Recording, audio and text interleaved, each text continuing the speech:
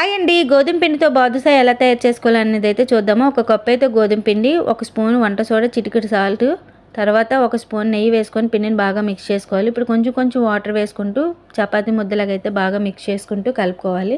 మూత పెట్టుకొని కొంచెంసేపు పక్కన పెట్టుకోవాలి. స్టవ్ మీద అయితే గిన్నె పెట్టుకొని కప్పున్నర షుగర్ వేసుకొని, కప్పు వాటర్ వేసుకొని బాగా తీగపాకం వచ్చే వరకు అయితే బాగా కలుపుకోవాలి. ఇలా మిక్స్ చేసుకుంటూ తర్వాత ఒక స్పూన్ ఇలాచీ పౌడర్, కొంచెం అయితే నెయ్యి వేసుకొని బాగా మిక్స్ చేసుకుంటూ కొంచెంసేపు అయితే పక్కన పెట్టుకొని చల్లారబెట్టుకోవాలి.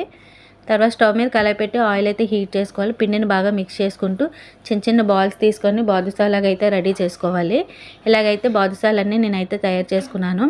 తర్వాత ఆయిల్ అయితే హీట్ అయిన తర్వాత ఒక్కొక్కటి చొప్పున వేసుకొని లో ఫ్లేమ్లో మంటను పెట్టుకొని బాగా ఫ్రై చేసుకోవాలి. లోపల ఉడికించుకోవాలి బాగాన. తర్వాత టర్న్ చేసుకొని మరొకసారి బాగా ఫ్రై చేసుకోవాలి. ఇలా ఫ్రై అయిపోయిన తర్వాత మనం పాకంలో వేసుకోవడమే. టేస్టీ టేస్టీ బాదుషా అయితే రెడీ. ఈ వీడియో నచ్చినట్లయితే లైక్, షేర్, సబ్స్క్రైబ్.